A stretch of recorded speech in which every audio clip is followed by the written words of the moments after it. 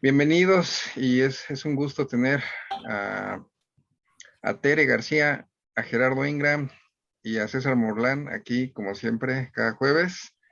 Muchas gracias. Hoy escogimos un tema como una efeméride.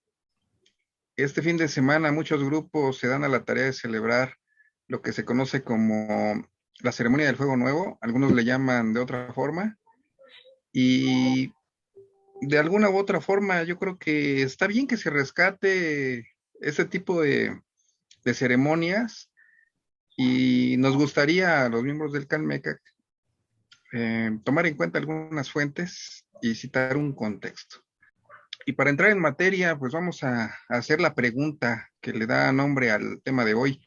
Playa de Salcenit es una constante y para esto, pues vamos a ver precisamente la fuente que es Fray Bernardino de Sahagún, que dice así, su cita textual: el mundo se había de acabar en el fin de una de estas gavillas de años, y tenían pronóstico u oráculo que entonces había de cesar el movimiento de los cielos, y tomaban por señal al movimiento de las cabrillas, así le decían a las Pléyades, la noche de esta fiesta, que ellos llamaban Tochiumolpilia. De tal manera caía que las cabrillas estaban en medio del cielo a la medianoche. Y esta cita es la que refieren todos los estudiosos que citan el cenit. Pero la pregunta es, ¿realmente estaba el cenit? Bueno, pues aquí pues una de las formas más precisas, más exactas, es preguntarle al cielo. ¿Tú qué opinas, César? ¿Cómo Pues ves? que, pues que la gente, o bueno, durante mucho tiempo todos los investigadores hemos referenciado precisamente lo que dice Sahagún. Ah, ya me quitaste la frase. Bueno, Ah, perdón. hemos referenciado mucho lo que dice Sahagún, ¿no? Y de hecho se ha tomado a pie juntillas lo descrito por él. Torquemada menciona que esto era en el solsticio de invierno. Hay algunas otras versiones que dicen que fue en un día 4 Acat, pero recordemos que el nombre calendárico del fuego es 4 Acat, precisamente. Posiblemente que pudiera tener otra interpretación. Pero aquí el asunto es la parte astronómica que dice Sagún, que dice que estaban en medio del cielo a la medianoche. El decir que estaban en el medio del cielo se puede interpretar precisamente como lo que es pues en el cenit, la parte más alta de la vertical del lugar, en este caso Tenochtitlan, ¿no? Entonces, pues nos dimos a la tarea de revisar a ver si era cierto esto de que las Pléyades o este asterismo que se le llama, conoce como las Pléyades, realmente sí llegaban al cenit en esta época que se celebra o en 1507 y pues encontramos ahí algunas cosas que hemos querido platicar con ustedes, ¿no? Pero antes que nada, Tere, Gerardo, Gastón, me gustaría que habláramos un poquito del eclipse, ¿no? De hoy en la noche. Estamos a unas horas precisamente de este gran eclipse de luna. Y a mí me gustaría empezar con esto porque ahí vamos a ver, empezar a hablar sobre las playas, saber cómo está este asunto, ¿no? Si me permites compartir un poco la pantalla, Gastón, para que Claro que podamos sí. hacer esto. Adelante.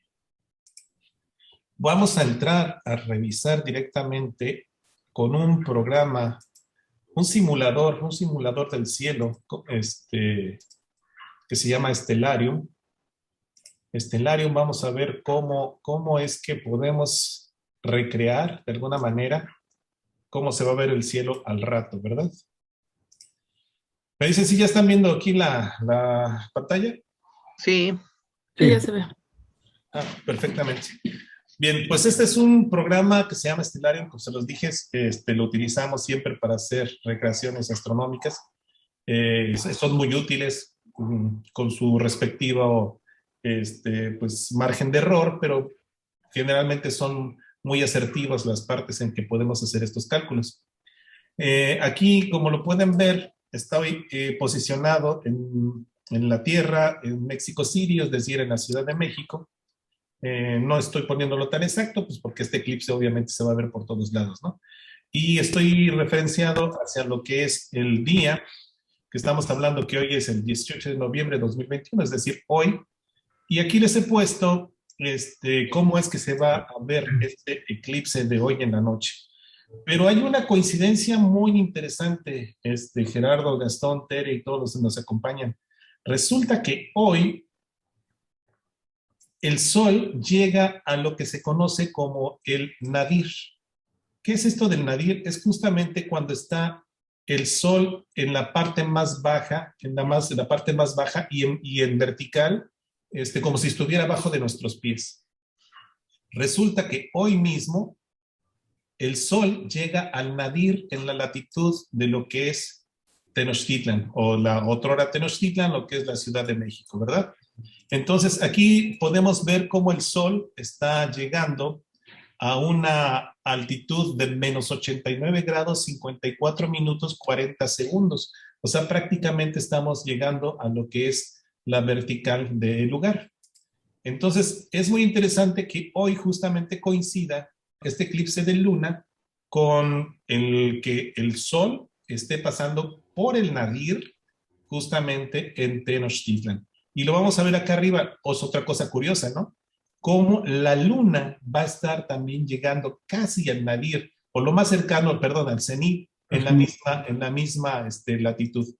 Aquí vemos exactamente lo que es la luna, y si ustedes alcanzan a ver cómo si lo pongo aquí señalándola, me está diciendo que ya empezó justamente cuando el Sol está en el nadir, va a empezar el eclipse. Que aquí tiene una poquita intensidad, apenas de 0.29, y todavía no lo vemos.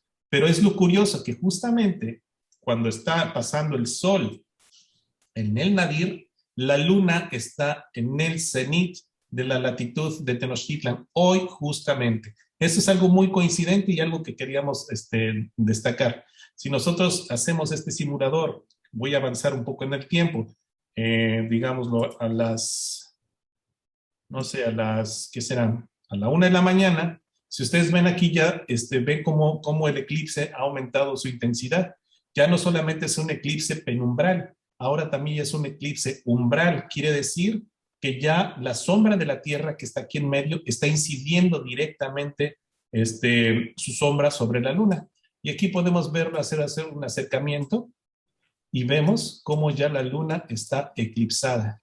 Vemos aquí entonces la sombra de la Tierra, cómo se está proyectando en la superficie de la Luna. Entonces es muy interesante que justamente, como lo vimos hace rato, el Sol esté llegando al nadir, aquí, en la latitud de la Ciudad de México, y la Luna esté llegando aquí justamente al cenit y empiece ahí el eclipse del Sol. Bueno, y entonces, pues aquí la parte interesante de lo que hemos estado hablando o de lo que se trata esta charla es justamente de las Pléyades, ¿no? Las Pléyades es este asterismo que anda por aquí. Déjenme presentárselas. Estamos aquí. Este cúmulo es lo que se le conoce como las Pléyades. Voy a hacer aquí un acercamiento. Alcione es una de la estrella central, que se le conoce como la estrella central de las Pléyades. Aquí lo voy a seleccionar, Alcione. Aquí está. Vamos a ver, Gastón, lo que tú nos habías dicho. Vamos a ver si es cierto que este asterismo, las Pléyades, llegan esta noche a lo que es el cenit. Entonces me voy a regresar aquí en el tiempo, vamos a ver cómo se va acercando un poco. Tiene que llegar a este punto. ¿Sí lo están viendo? Lo estamos viendo en vivo, estamos acelerando un poco el tiempo para atrás. Pero ¿qué creen? No está pasando por el cenit de lo que sería la latitud de Tenochtitlan. Ella se aleja, ¿no? Sí, ya se aleja. Entonces quiere decir que en esta época, las Pléyades ya no están pasando por lo que es el cenit, aquí en la latitud de Tenochtitlan. Así es que quiere decir que no tenemos por qué tomarlo a pie juntillas, lo descrito por Sahagún. Aquí es lo que nosotros hemos tratado pues de explicarnos, ¿no? ¿Qué es lo que está pasando? ¿Por qué es que ya las Pléyades no están llegando a lo que es el cenit? Sabemos que es por el efecto de la precesión de los equinoccios, que hace que la bóveda celeste se mueva más o menos 1 grado cada 72 años. Esto quiere decir que si hoy vemos una estrella en ese punto, dentro de 72 años se habrá recorrido un grado respecto a la posición donde está siendo observada. Entonces, este efecto de la precesión de los equinoccios es lo que hace que las Pléyades ya no estén en el cenit para tomarse como referencia, basándonos a lo que dice Sahagún. Entonces, la ventaja de estos programas es que podemos ahora revisar cómo estaban las Pléyades entre el año 1507 y 1508, que es cuando se supone que debió haber corrido o que corrió el año 2 Caña, en el que se celebraban el atado de Fuego Nuevo.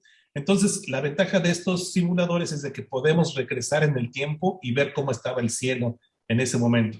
Entonces, si me lo permiten, aquí voy a irme al año. Aquí estábamos en el año 2021. Aquí nos vamos a ir al año de 1507. Las fuentes nos dicen que se hizo ese atado de Fuego Nuevo de la forma cristiana, y vamos a buscar, como esto es en calendario gregoriano, vamos a Juliano. irnos al juliano, exactamente, que estaríamos hablando por ahí de entonces del 8 de noviembre. ¿Y qué creen? Las Pléyades tampoco están llegando al cenit aquí. No están llegando al cenit tampoco en 1507. ¿Qué quiere decir esto? Que entonces habría que tratar entonces de reinterpretar lo que dice Sahagún respecto a lo que las Pléyades llegaban a la medianoche al centro del cielo. Porque si siendo estrictos, digo de alguna manera occidental o de una manera ya más exacta, utilizando este tipo de programas, pues podríamos cuestionar lo que dice Sahagún sobre que las Pléyades realmente llegaban aquí al cenit en la ciudad de Tenochtitlan. Y aquí me cabe entonces la pregunta, ¿hay algún año en el que realmente las Pléyades sí estaban llegando a lo que es el cenit, ahí justamente en el centro, esta estrella Alcione? La respuesta es sí. Recientemente también nuestro amigo Nahui Masak notó que las Pléyades sí llegaban al cenit, pero pues algunos años antes, ¿no? Él calcula que son en el año 753. En el año 753, vamos a revisarlo, las Pléyades sí estaban llegando al cenit. Aquí lo vemos. Y es muy interesante que sea el año 753 porque es la mitad de 1506. Y 1506 es más o menos lo que dura la gran era solar de 1508 años, ¿no?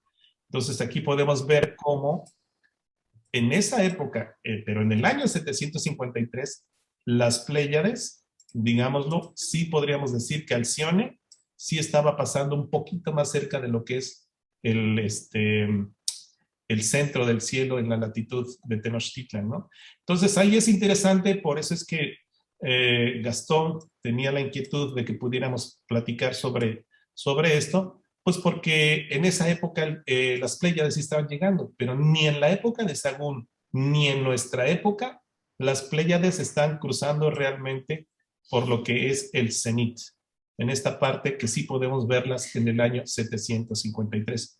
Entonces, pues bueno, era aquí lo que queríamos mostrarles. Y entonces aquí en el Calmecac nos hicimos pues la pregunta, ¿no? Y entonces, ¿hay alguna otra forma de explicar esto de las Pléyades? En las fuentes encontramos otro tipo de solución. Encontramos otro tipo de solución que pudiera explicar cuándo se hizo esta atadura de Fuego Nuevo en 1507, 1508, en el año 2 Acac. Y pues ahí es donde quisiéramos nosotros también pasarles una presentación que ya hemos hablado antes de esto, pero que queremos aprovechar para hacerlo. ¿Tú cómo ves, Tere, Gerardo? Sí, y también recordar que Sagún no dice exactamente una fecha, ¿no? Nada más dice cuando las estrellas están arriba, pero no nos da una fecha de referencia. Exacto. Y eso que acabas de Sí, decir, Tere, es muy importante, porque hay fuentes que sí nos dicen el día nativo en el que esto se llevó a cabo. Y esto ya lo hemos tocado en otros programas. Y es justamente lo que quisiéramos platicar al respecto. ¿Tú cómo ves, Gerardo? Bueno, pues para empezar me gustaría conocer más detalles sobre la importancia que tenía este suceso supuestamente, ¿no? Desde el punto de vista astronómico y arqueastronómico en aquella época. O sea, ¿por qué es que sigue siendo tan relevante? Pues lo que pasa es que Sagún dice que, y algunos otros autores de la época comunistas dicen que la conclusión de este ciclo, cuando se hacía esta ceremonia de atado de fuego nuevo, era cuando las Pléyades llegaban justamente al medio del cielo. Y entonces a través de cálculos modernos es que podemos establecer más o menos que eso era en noviembre, que es cuando vemos que el Sol y las Pléyades están en oposición, el Sol pasando por el nadir en la latitud de Tenochtitlan y las Pléyades en oposición en el cenit. Pero aquí lo destacable es de que no necesariamente están llegando al cenit. Estamos hablando que más o menos llegaban para los 84 grados y medio en esta época, entonces ya estamos lejos de ahí como unos 5 grados y medio de respecto a lo que es el cenit. Y entonces, por eso es que es importante esto, y muy importante lo que dijo Tere, de que Sagún no da la fecha. Entonces, nosotros estamos haciendo un cálculo en base a nuestra astronomía para poder determinar más o menos en qué época es cuando esto se da. Pero resulta que hay otra forma de poder interpretar este asunto del fuego nuevo, porque sí hay una fuente que se llama los Anales de Cuautitlán, en el que sí dice exactamente qué día nativo se ataron los años. Y esto es algo que no se ha dado a conocer mucho. Nosotros lo hemos manejado algunas veces, lo hemos presentado y pues quisiéramos que complementarlo, lo que es ahora este eclipse y este paso del Sol por el Nadir y las Pléyades en oposición, pues para darles a conocer también esta investigación que hemos trabajado ya algún tiempecito aquí en el Calmeca. No sé si me lo permiten para presentarles algo aquí en un PowerPoint rápido que tenemos por aquí. ¿Puedo compartirlo, Gastón? adelante, adelante, sí. Ahí nos comenta Nahui corrigiéndonos el Cuautitlán ya en grave. Gracias por tu apunte, mi hermano.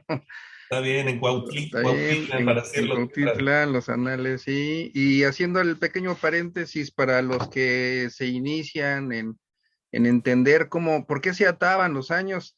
Hay que entender que estos dos tipos de cuentas o ruedas del tiempo, una de 365 días naturales y la otra de 260, se empataban. Si multiplicamos nosotros 260 por 73, nos da 18.980. Y si multiplicamos 365 por 52, nos da exactamente la misma cantidad, entonces empataba, ¿no? Ahí extraoficialmente, pues podemos decir que la combinación de estos 52 años daba a entender que alguien que haya presenciado en su experiencia todo este tipo de energías o de configuraciones, pues se podía ganar el apócope o el título de abuelo, porque por lo menos ya tenía experiencia de haber visto todo tipo de combinaciones, ¿no? Pues ese es otro tema. Los 52 años, o 73, como algunos lo, lo citan, pues es precisamente eso, ¿no? Entonces ahí se ataban las dos ruedas del calendario y es por eso que se ataban, se amarraban o se empataban y se sincronizaba el calendario. Ok. Adelante, César. Bueno, me dicen si están viendo la ¿Ya presentación. está? Sí. Resulta que en las fuentes podemos encontrar, como les decía, otra forma de poder llegar a lo mismo de lo que es el atado de fuegos nuevos. Como les decía, la mayoría nos hemos basado siempre en la autoridad de Sagún, siempre nos hemos le hemos dado mucha autoridad y lo hemos visto con las Pléyades. Pero existe otra forma de poder llegar a una fecha también astronómica y que vinculada a lo que son las fuentes y también a un evento astronómico que de entrada puede ser un eclipse, pero ya hemos comprendido y profundizado más y podemos notar que tiene que ver también con Venus, la Luna y la Tierra y el Sol en este atado de fuegos nuevos. Entonces nos gustaría compartirles esta presentación, es algo muy rápido. Le hemos denominado el último encendido de fuego nuevo mexica, un eclipse de sol. Hubo un eclipse de sol en este asunto. Recordemos que era una ceremonia que era de temor porque creían que se iba a terminar ahí el mundo, ¿no? Y entonces sabemos que por las fuentes también que el eclipse siempre era una cuestión de temor. Y recientemente todavía sabemos que el asunto del eclipse genera temor en algunas comunidades del interior de lo que hoy es México. Bien, lo primero que quiero mostrarles es esto.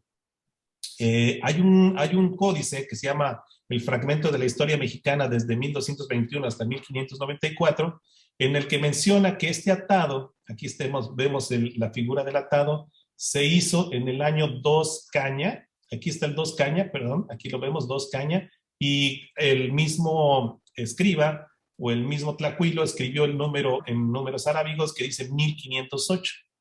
Y aquí dice, Nican Molpishiwit, aquí se ató el año, ¿no? Aquí se ataron los años. Y aquí vemos las volutas de humo, aquí vemos justamente aquí lo que es el Huizachtepetl, probablemente, y vemos aquí lo que es el humo. Entonces vemos 1508. Nosotros sabemos, de acuerdo a las correlaciones calendáricas, que el año 2 Caña corrió entre 1507 y 1508. Sabemos que los años no empiezan en el mismo 1 de enero, ¿no? Entonces tienen un desfase. Entonces el año nativo de 2 Caña corrió entre 1507 y 1508.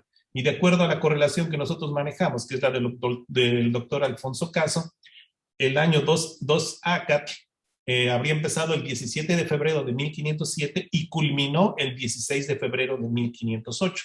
De febrero a febrero. Claro, esto es siguiendo la secuencia de la correlación que nosotros defendemos desde hace bastante tiempecito. Aquí les he puesto un monolito, se le conoce como Xiumolpili, aunque sabemos que no es necesariamente el nombre correcto, pero por tradición lo voy a seguir manejando así. Aquí vemos justamente lo que es el año 2 Caña, aquí están los dos numerales y esta es la figura de Caña y esto significa como un atado, ¿no? Como se ataban los carrizos en una forma de conclusión en el que están mostrando esta conclusión justamente en el año 2 Caña. Me gustaría mostrarles también algo que también encontramos en la iconografía y ahí me gustaría mucho que Gerardo me ayudara en la parte de lo que es la iconografía respecto a lo que es el Códice Borbónico. El Códice Borbónico nos está representando aquí justamente una ceremonia de lo que es el encendido de fuego nuevo. Aquí vemos esto, el Teocalli en la parte alta de lo que es el Huizachtepetl, aquí lo vemos, este es el cerro del Huizachtepetl, en lo que hoy es Iztapalapa, y vemos aquí algunas como pies, algunas huellas, cómo se van enfilando hasta llegar acá, y vemos cómo se está representando este fuego nuevo. Y aquí vemos lo que es el año 2 Caña, aquí otra vez, aquí vemos el cuadrete en azul, vemos los dos circulitos mencionando que esto sería el numeral 2 y vemos aquí la caña. Pero aquí quiero que noten lo siguiente.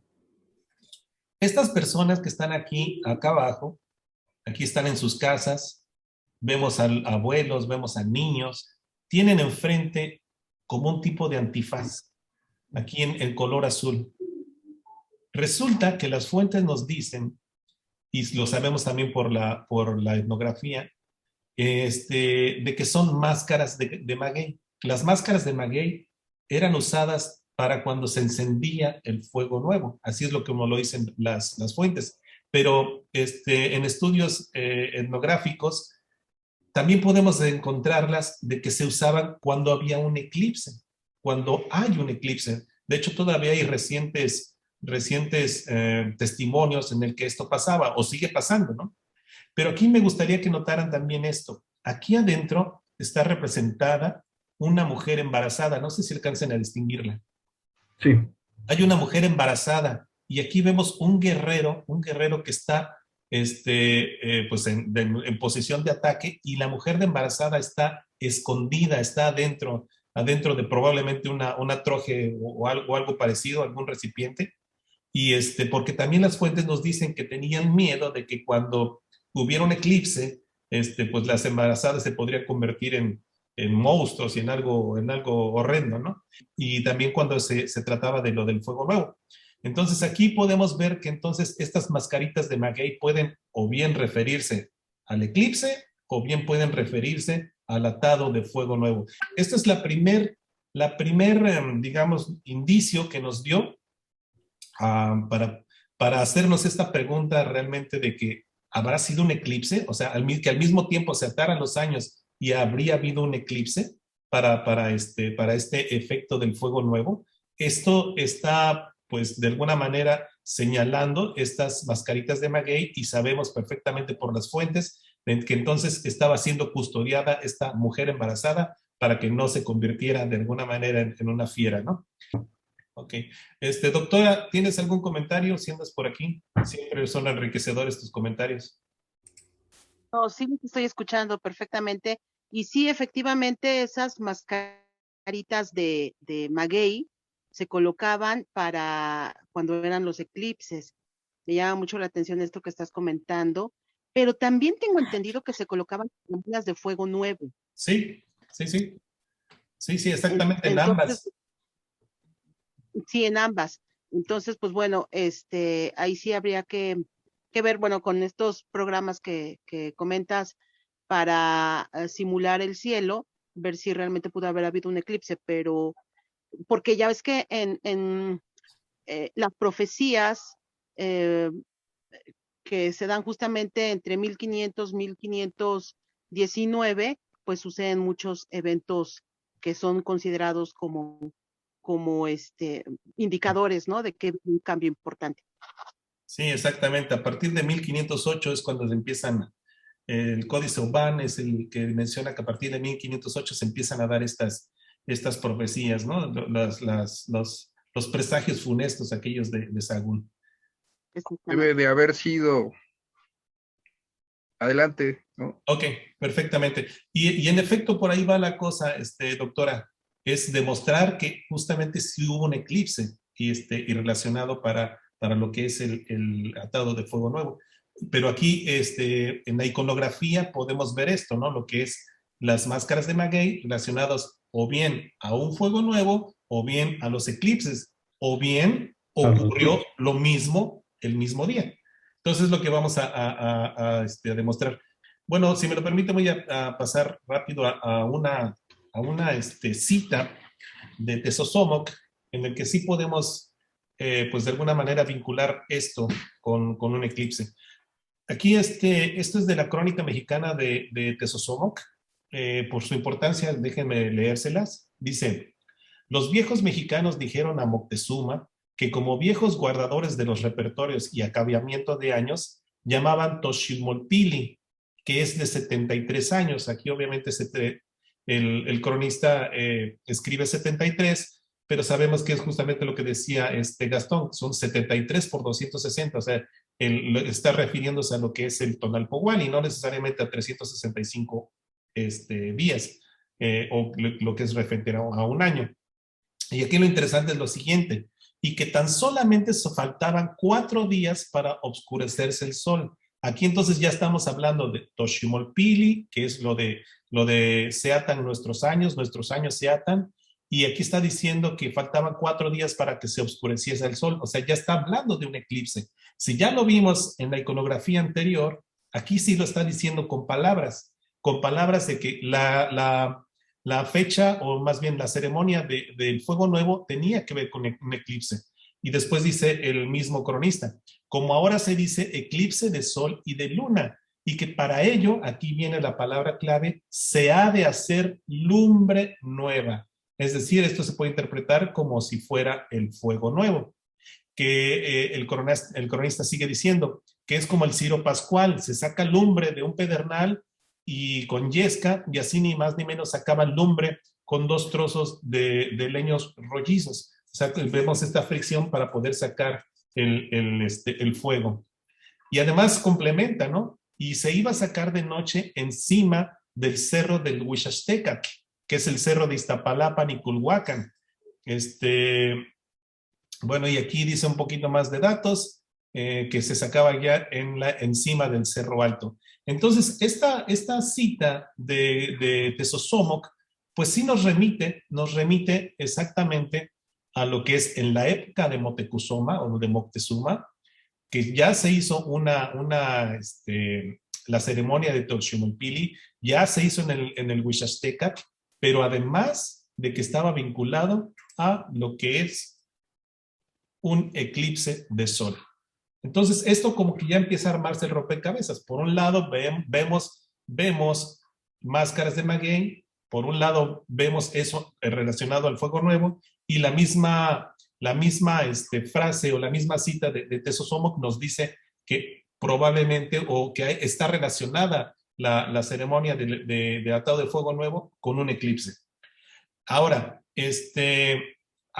utilizando los programas de computación, como ya los vimos hace rato, utilizando este programa de computación, podemos saber si realmente hubo un eclipse de sol en el año de 1507, entre 1507 y 1508. Recuerden que el año 2 ACAC corrió de febrero de 1507 a febrero de 1508. Entonces, utilizando estos programas de astronomía, podemos encontrar algún eclipse que se haya visto en la latitud de Tenochtitlan o por las cercanías. Pues entonces nos vamos a las tablas de la NASA y vamos a ver que en los años de 1507, 1508, ocurrieron varios eclipses. Podemos ver en enero de 1507, en julio de 1510, enero de 1508, el 2 de enero de 1508, el 29 de mayo de 1508, y aquí vemos algunos más. Ya los hemos revisado nosotros todos, y el que encontramos que efectivamente se ve en la latitud de lo que es Tenochtitlan, o lo que es más o menos la latitud de lo que es Cuautitlán, ahorita les voy a decir por qué. Sí ocurrió este eclipse de sol el enero 2 de enero de 1508. Y aquí que se los quiero mostrar, justamente utilizando también el programa de la NASA. Aquí está la Ciudad de México y vemos cómo hubo un eclipse parcial de sol, que se oscureció el sol más o menos como un 31%. Y aquí les voy a poner una imagen de cómo es que haciendo esta recreación podemos verlo. Aquí vemos el sol, vemos la luna y vemos a un lado a Venus. Aquí vemos entonces este trinomio, ¿no? Venus, sol y la luna, visto desde la Tierra, el 2 de enero de 1508. Al principio, cuando yo calculamos esto, no le había dado tanta importancia a Venus, pero recientemente, como hemos ido bastante en la investigación, ahora sí ya puedo comprender qué estaba haciendo Venus ahí, que es lo que les vamos a mostrar al final de la ponencia. Entonces, ya tenemos esa forma de decirlo, que efectivamente sí ocurrió un eclipse de sol dentro del año 2 Caña, entre 1507 y 1508, que fue visto en la latitud de Tenochtitlan el 2 de enero de 1508. Y entonces, ya que tenemos este dato, sabemos a cuál día nativo, es decir, a qué tonali correspondió el 2 de enero de 1508, esa fecha del eclipse, y utilizando nuestra correlación, bueno, la correlación que nosotros manejamos, que no es nuestra, es la del doctor Alfonso Caso, buscamos a qué día correspondió justamente este 2 de enero de 1508. Y encontramos que ese 2 de enero de 1508 fue un domingo y correspondió justamente al día 8 Caña. 8 Caña, aquí lo podemos ver, de la trecena de Semiquistli, y que además cayó el día en que culminaba la veintena de Atemostli, o sea, era una fecha también importante en el Xiwitl, en lo que es las fiestas de veintena. Y otra cosa importante, recordemos que la fiesta de Fuego Nuevo se hacía en honor a Xiuhtecutli, que es uno de los señores de la noche. Entonces, vemos aquí que justamente Xiuhtecuhtli reinaba, por así decirlo, en esa noche del 2 de enero de 1508. Entonces aquí tenemos estas coincidencias, ¿no? Ya podemos entonces ver que Tezosomoc dice que hubo un eclipse que se relacionaba con el fuego nuevo. Ya buscamos en la NASA que justamente el eclipse en ese año fue en el día 2 de enero de 1508.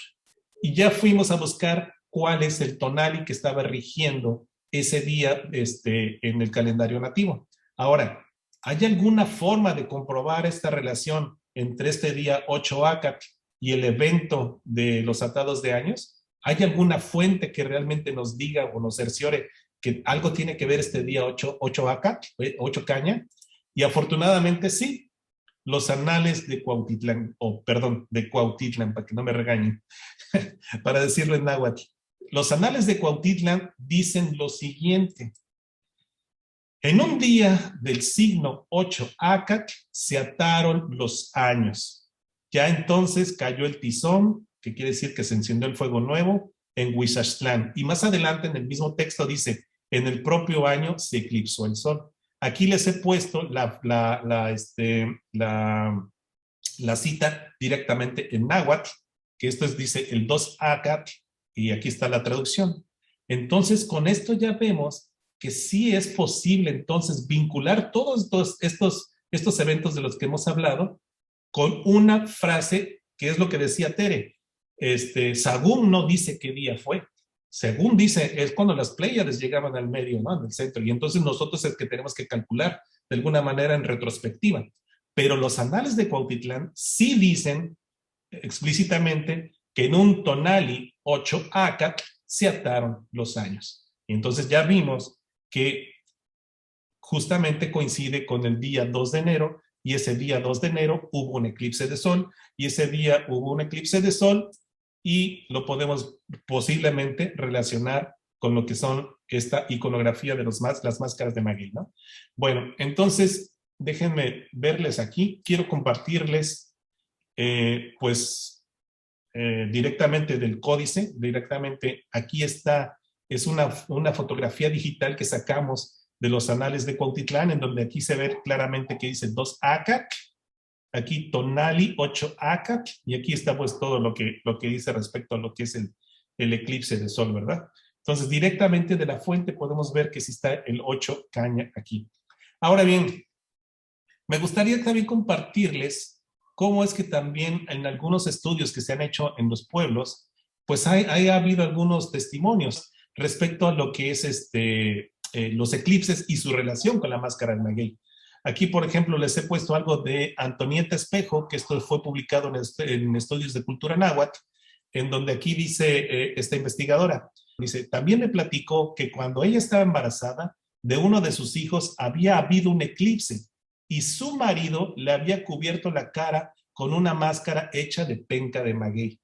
Eso se relaciona, se puede ver como lo estábamos viendo con estas escenas, ¿no? Aquí lo vemos, la mujer embarazada y la penquita de maguey.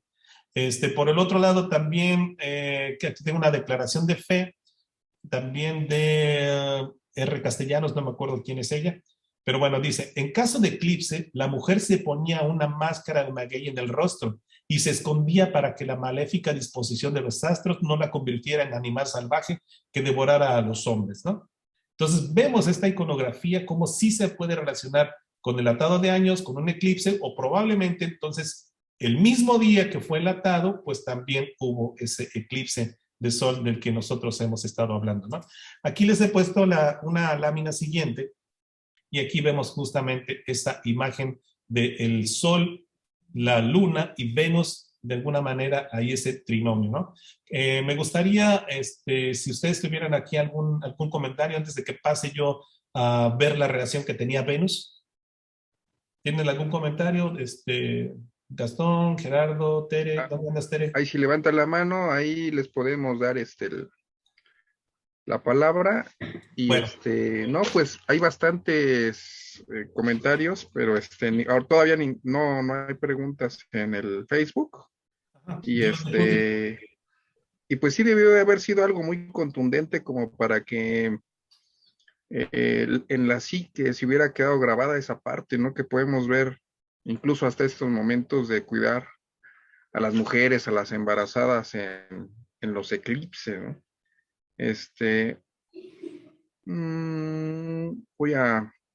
Yolotecutli levantó la mano, Cristian. Adelante, Yolotecutli. Sí, gracias. Ahí como acabas de leer al final de la lámina, había una creencia, o a lo mejor así lo interpretaron los cronistas, de que había una energía magnética maléfica, ¿no?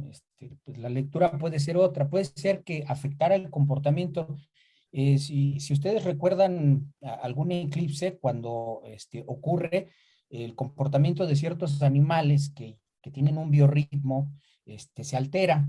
Entonces, quizá resultado de las múltiples observaciones que ya tenían documentadas acerca del cambio de comportamiento, pues había sí, una metáfora acerca de que la energía bajo el fenómeno del eclipse se transformaba, y entonces por eso había que cuidar sobre todo a las mujeres embarazadas.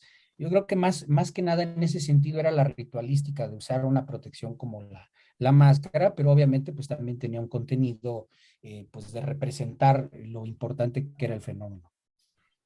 Ok, muchas gracias. Aquí también nos pregunta por Facebook Sol Alex, ¿el uso de la máscara de maguey podría ser para cubrirse del fuerte calor que provoca una fogata de gran tamaño? No lo creo, no lo Es creo. más ritualístico, ¿no? Sí, más bien de ritual. No, ¿Tú qué opinas, yo Tere? creo yo creo recordemos que el maguey es como lo nombra Francisco Hernández, la planta de las maravillas, ¿no? Que solo con esa planta una persona podía vivir. Además de sus propiedades, soporta mucho la sequía, no lo daña ni el frío ni el calor. Entonces, probablemente tenga alguna propiedad que todavía no se ha descubierto, que inhiba tal vez los rayos que V. daña el sol, ¿no? Lo UV, sí, pero me hago bolas ahí. Pero yo sí creo que tuvo alguna, o sea, que no era solo ritualístico ni místico, sino que sí debe de haber tenido o tendrá seguramente algunas propiedades físicas. Fíjate, interesante. Y también nos comenta Frank García en una pregunta, aquí en el Facebook, saludando a los 38 conectados, la forma de cruz blanca con el centro negro en el fondo negro, alrededor del fuego, pareciera un cielo oscurecido por un eclipse solar, ¿o no? ¿Cuál es el simbolismo de ese icono? Nos pregunta Frank García. Ahí está Gerardo. Pues esa cruz, ¿no? Sí es bastante notoria, ¿no? No desconozco si alude directamente a la cuestión del eclipse, pero es un buen punto de análisis. Claro. Ahí nos comenta también Mauricio Macegual, nos pregunta cuándo será el próximo juego nuevo. Dejamos la pregunta un poco más para el rato, ¿no? Sí. Muy bien. Omar Ángeles nos comenta, las Pléyades igual alcanzan su cenit a mediodía, el mismo día del paso cenital de cada latitud, pero no se ven por la luz del sol y vuelven a alcanzar el cenit en el nadir a medianoche. Bueno, cercano al cenit, la forma correcta de decirlo es cercano al cenit. Bueno, oposición al sol. En oposición al sol, sí, muy bien.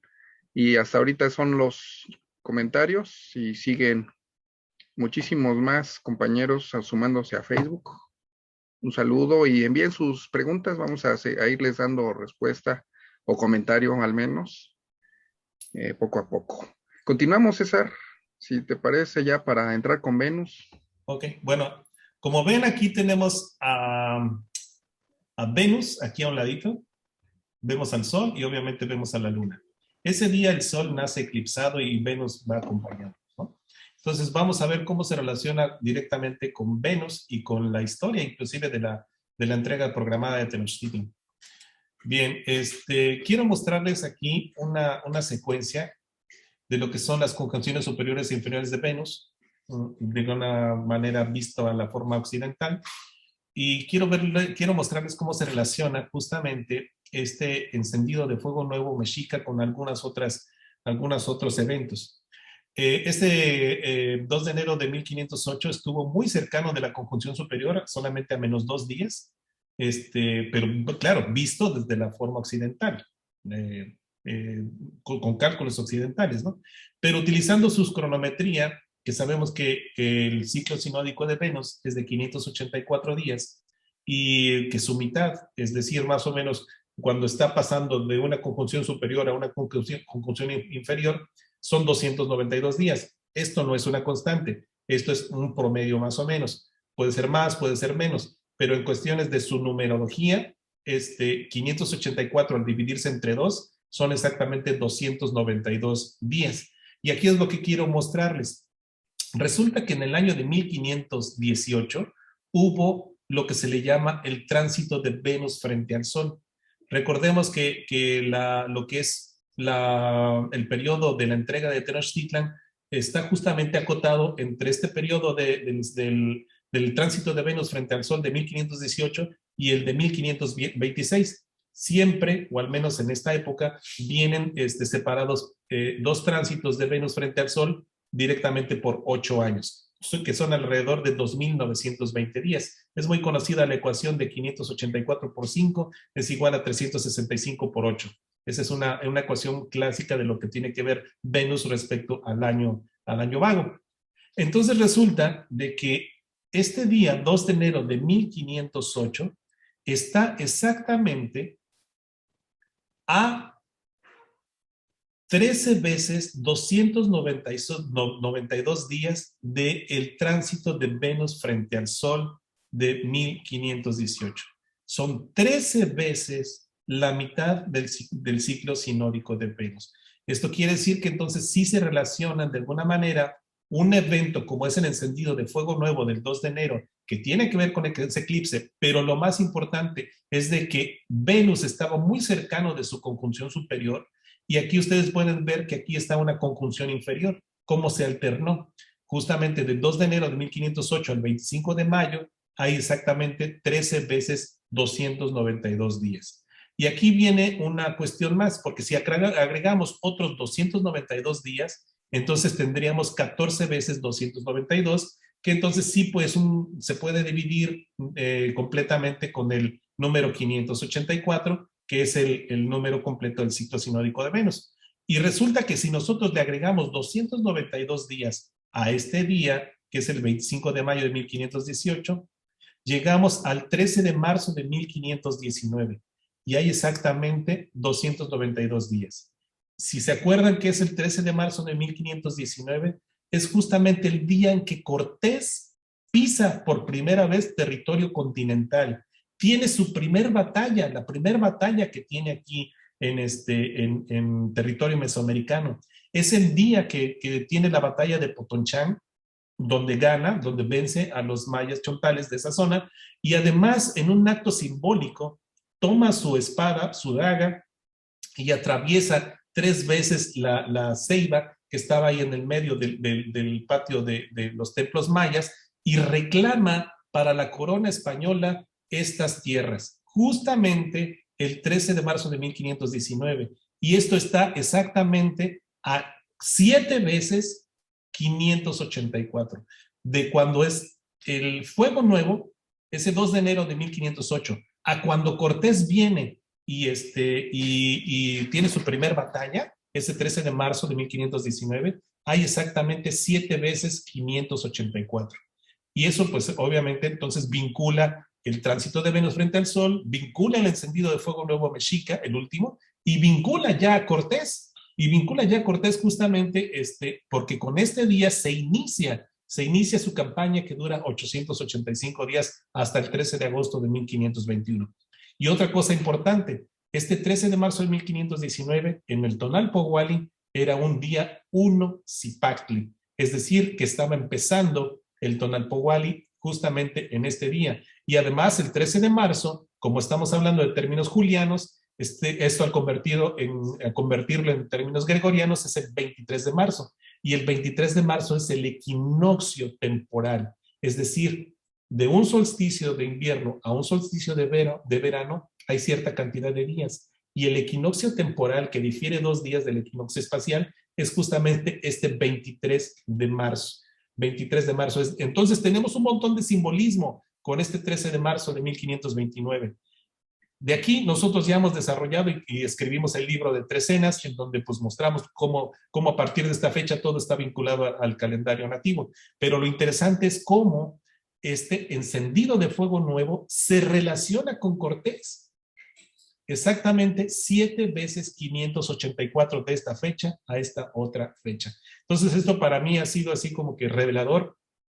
Recientemente lo presentamos cuando hablamos sobre Venus en Tenochtitlan, pero que entonces ya podemos vincular por qué era tan importante esta fecha, por qué tenía que ser ahí, justamente este 2 de enero de 1508, lo que es el atado de fuego nuevo, porque se relacionaba con Venus, se relacionaba precisamente con Venus. Y entonces aquí vemos otra posibilidad de explicación, no necesariamente las Pléyades. Claro que falta explicar por qué Sagún menciona las Pléyades, ¿no? Pero aquí estamos presentando una nueva forma de poder interpretar ya estos 3 actores, que es la Tierra, que es el Sol, que es la Luna y que es Venus. Estos 4 actores, perdón. Bien, después de este 13 de marzo de 1519, que está en su conjunción superior, a 5 días de la conjunción superior, podemos encontrar el otro tránsito de Venus frente al Sol, pero esta vez de 1526. Recordemos que entre el tránsito de Venus frente al Sol de 1518, le sumamos 8 años de 365 días y llegamos justamente al 23 de mayo de 1526. Aquí es cuando transcurre todo lo que es el periodo de lo que es la entrega programada de Tenochtitlan, y lo hemos dicho varias veces, es cuando Cortés parece que tiene la suerte o una buena suerte, ¿no? Porque aquí es cuando se le dan las cosas bien, pero a partir de 1526 es cuando puede empezar ya lo que es su juicio de residencia, el juicio de residencia que le hace la corona. Y aquí vemos cómo después también de otros 292 días llegamos a un equinoccio de primavera. Esto lo puse pues porque era alguna manera de complementarlo. Entonces podemos ver cómo todo este discurso, aquí hay 14 periodos de 584 días y aquí hay 10. Todo está relacionado a Venus justamente. Aquí estamos entonces hablando del último encendido de fuego nuevo, el tránsito de Venus frente al Sol de 1518, el inicio de la campaña bélica de Hernán Cortés y cómo está el otro tránsito de Venus frente al Sol. Entonces, no sé si quieran comentar algo aquí, Tere, Gerardo, Gastón, antes de que pasemos, o alguien más. No, pues es tan emocionante como cuando estábamos revisando, darle orden y empezamos hablando del fuego nuevo y empatamos con el eclipse y ahorita terminamos por entender las cronodistancias con este proceso de conquista o de invasión, como le prefieran llamar, y que en todos está Venus como testigo, como orquestador y también como protagonista. Entonces, si recuerdan, incluso yo sé que estas mismas fechas nos salen en diferentes estudios, desde cuando se abordó la caída de Tenochtitlan, ¿no? La defensa, cuando se abordó incluso el grado de las cronodistancias con esta fecha del 25 de mayo de 1518, ¿no? Cómo empata también con el 13 de agosto final. Pareciera que desde 1508 el vaticinaron y ya los abuelos ya sabían qué es lo que venía, ¿no? Como con mucha importancia, incluso como para los informantes decirle a Sagún, a todos, a Tesosomo, de la importancia de no pasar por alto esa fecha, ¿no? Entonces, por varias fuentes vemos, tanto los amoslis como las mismas crónicas, y y observamos la importancia que le dan a ese fenómeno. Ya afortunadamente, pues, se pueden reunir las piezas y más o menos entender, y no quedarnos con esa parte, ¿no? De solamente esperar las Pléyades al cenit, porque hay muchísimas otras cosas, otros cuerpos celestes como protagonistas de todos estos eventos, y entonces entendemos un poquito más la importancia de cada una de estas celebraciones. No tenemos que ver los hechos aislados, sino lo que vemos aquí es que son conexos a través de la historia y a través de la astronomía, ¿no? Que se vinculan distintos eventos en el discurso histórico. Tere, ¿quieres decir algo? Gerardo. No, yo Tecuhtli estaba levantando la mano, ¿no? Perdón, no lo vi. Sí, mira, César, este apunte que haces es importante porque cuando vemos 13 segmentaciones de 292 días a partir de una fecha que indica el atado de años, lo que estamos señalando, lo que tú nos haces el favor de señalar es que hay una lectura calendárica de la energía, por así decirlo, del cosmos vista a través de Venus.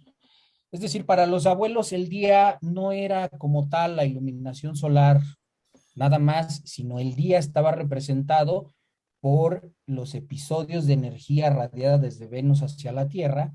Y entonces, bueno, vemos ahí un recorrido de 13 escalones o 13 cielos.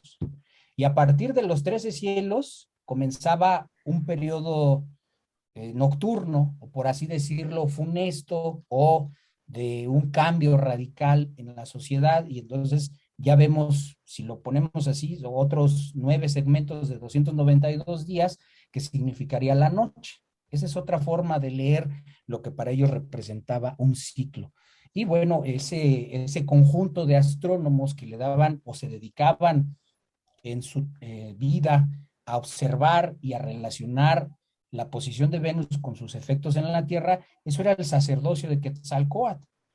Y había sacerdocio solar, porque cada uno de estos grupos se dedicaba a hacer esas observaciones y a correlacionarlos con los cambios sociales, climatológicos, de conducta que operaban en la Tierra. Pero es importante eso de los 13 recorridos de 292. Sí, es bastante. Y tienes mucha razón, para los abuelos, los días no eran neutrales. Los días ya traían una carga mántica, ¿no? Que a lo mejor para nosotros es difícil comprender, pero para ellos no eran neutrales. O sea, ellos tenían que fijarse en esa carga, ¿no? Ya vimos, por ejemplo, que ese 2 de enero de 1508 sí llevaba como señor de la noche a Xiuhtecuhtli, y es cuando se hacía, o a quien se dedicaba el encendido de fuego nuevo. Bien, si me lo permiten, voy a pasar ya casi a la última lámina, que es donde vinculamos lo que decía Gastón. ¿Cómo es que se puede vincular el encendido de fuego nuevo de 1508, el último encendido de fuego nuevo mexica en total soberanía, con la caída de Tenochtitlan, con la fecha de la entrega programada de Tenochtitlan? Y esto lo vamos a ver en esta lámina. Aquí está 2 de enero de 1508, el tonali es 8 Acat. Resulta que si nosotros a este día le sumamos 292 días, otra vez 292 días, llegamos justamente a una conjunción inferior del 20 de octubre de 1508, 292 días. Y ese tonali, 20 de octubre de 1508, se llamó Uno Coac. Y sabemos que la entrega de Tenochtitlan fue en un día Uno Coac. Quiere decir que desde el encendido, la fecha de encendido del fuego nuevo mexica del 2 de enero, ese 8 Acat, sumamos 292 días y después le volvemos a sumar 18 periodos de 260 días, que es el Tonalpohualli, llegamos al 13 de agosto de 1521, porque este es 1 Coatl y este es 1 Coatl, y aquí entonces en medio tenemos 18 Tonalpohuallis, exactamente. Entonces vemos cómo la cronometría, los números implícitos de la cronometría nativa, como es el 584 y su mitad, como es el 260, como es el 365, están vinculados en el tiempo y en el espacio respecto a los hechos históricos. Entonces tenemos aquí esta vinculación entre el último encendido de fuego nuevo y la entrega de Tenochtitlan a través de Venus y a través de la numerología de los calendarios. Además, 20 de octubre de 1508, al ser un fecha juliana, al convertirla a gregoriana, es el 30 de octubre de 1508, y sabemos que el 29-30 de octubre se relaciona con las fechas de alineación de la familia del 52, estas familias de alineaciones arqueastronómicas en las que sabemos que en Teotihuacán se iba a alinear justamente entre el 29-30 de octubre el sol en la salida al amanecer.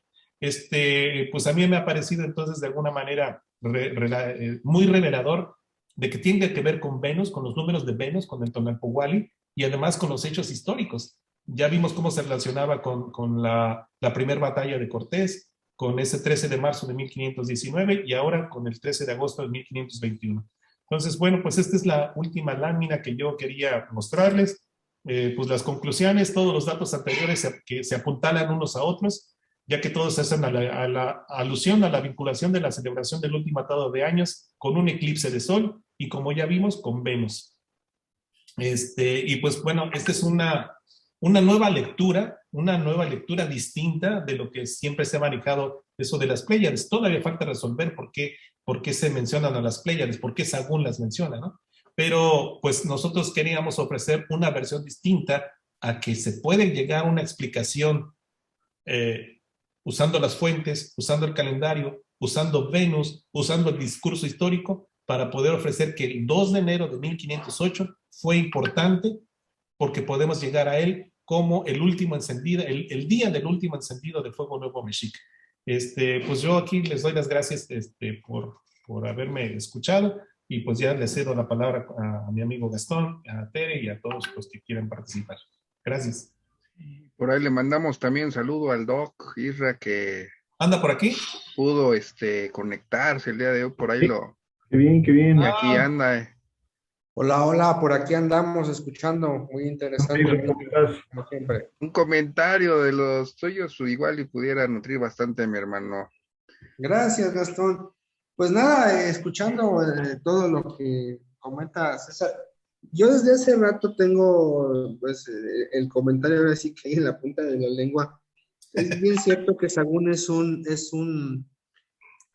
referente, ¿no? Es un referente para todo lo que es saber, conocer el modo de vida de nuestros antepasados. Pero en cuestiones calendáricas sí hay que tener muy en cuenta que en relación al mecanismo que él utiliza, no hay que perder nunca de vista lo que hemos mencionado en otras ocasiones. El calendario de Sagún es el menos congruente en sí mismo. Las fechas que da Sagún y las fechas que valida Sagún no cuadran en su propio calendario. Es como si yo te dijera que en el calendario que yo utilizo, Navidad, Año Nuevo y Día de Reyes son fechas muy importantes, y cuando tú vas a mi calendario te das cuenta que Navidad me cae en 30 de noviembre, Año Nuevo me cae en 5 de diciembre y así, ¿no? Es decir, el calendario de Sagún es, la reconstrucción del calendario de Sagún es, definitivamente no es la mejor, no es congruente, repito, con sus propios datos, y de ahí que el querer citarlo como autoridad máxima para este tipo de cuestiones no sea a veces lo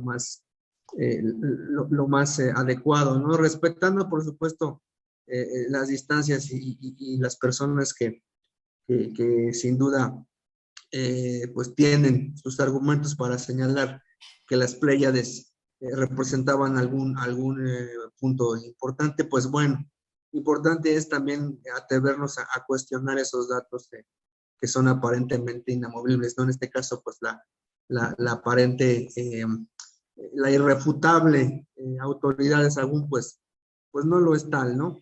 Y pues de ahí en fuera, bueno, el trabajo, lo demás, la cuestión de los eclipses, pues ya es un trabajo que tiene ratito, como ha mencionado César. Yo creo que es un trabajo muy, muy revelador. Es importante, pues, o será importante también el ver ese tipo de trabajos en retrospectiva con base a lo nuevo, como lo ha hecho hoy César al vincular a Venus también, que es algo que evidentemente no lo había hecho, yo no lo había visto al menos, y pues me deja muy, muy gratamente interesado en el tema. Sí sería importante explicar por qué justamente en un día de eclipse se atrevieron a atar los años, ¿no? Seguramente, pues, quizá yo siempre lo he visto como esta parte de tratar de generar algo desde su ritualidad, desde su cosmovisión, el mover algo, el hacerlo precisamente en un día de eclipse, pues es algo sumamente significativo, y que haya sido el último atado antes de la llegada de los españoles, antes de ese retorno, de que Quetzalcóatl, ese ciclo calendárico que ellos ya sabían que iba a culminar de alguna manera, pues es elocuente, ¿no? Es elocuente por sí solo. Pues muy agradecido de poder escuchar, poder participar el día de hoy en la ponencia. Muchas gracias, muchachos. Gracias, César. Y pues nada, seguir escuchando. No, muchas gracias, Doc. Ya teníamos ratito de no escucharte, y nos pone contentos a todos. Gracias. ¿Para qué andamos? Cristian. Ahí anda Yolotecutli, ahí quería apuntar un poquito más. Hay un dato que conviene tomar en cuenta. Es un año anterior o dos, hubo una hambruna, hubo un fenómeno que no pudieron controlar y se desató pues una crisis en materia agrícola, y justo Moctezuma es quien, haciendo observación de esto y queriendo registrarlo, celebra este atado de años, o enciende el fuego nuevo, porque este fenómeno que se enlaza, el eclipse como tal, el fenómeno astronómico, con lo que estaba sucediendo unos 2 años anteriores, les recuerda a ellos que tienen que adaptarse al movimiento del cosmos. Por más esfuerzos humanos que hubiera, por más metodología, desarrollo agrícola, sistemas de irrigación, siempre la naturaleza iba a mostrar su fuerza. Y entonces el atado de Año Nuevo justo en un periodo de eclipse, de acuerdo a lo que he estado leyendo, lo que hace Moctezuma es recordar en materia simbólica que a pesar de todos los esfuerzos siempre puede haber un eclipse. O sea, eso, si ya lo vemos a nivel metafórico, eso ocurre en todas las culturas, ocurre en todos los imperios. Por más que se imagine cualquier imperio, civilización que puede brillar por siempre, siempre hay algo que ocurre que te puede eclipsar. Y a eso ellos trataban constantemente de recordárselos, y por eso me parece, de acuerdo a lo que algunos estudiosos del tema narran, es que Moctezuma por eso celebra ese atado de años justo en una fecha tan significativa como lo era el eclipse. Sí, pues súper bonito cómo se hila, ¿no? Cómo se mostró que se encadena todo el trabajo que ya había mostrado César antes, con esta parte del último fuego nuevo. Y pues sí me puedo imaginar como el terror que debieron haber tenido. Bueno, quién sabe si tenían miedo, ¿no? Capaz que lo aceptaban como algo que era y ya. Pero los astrónomos, los sacerdotes que sí sabían pues lo que se venía, no sé, la responsabilidad bien grande, ¿no? Que debieron haber tenido. Y capaz por eso, como decías, Gastón, lo hicieron pues muy grande, ¿no? Esa celebración, porque seguramente sabían que podía ser la última, y para que no se olvidara. Nada, pues muchas gracias, César, bien bonito.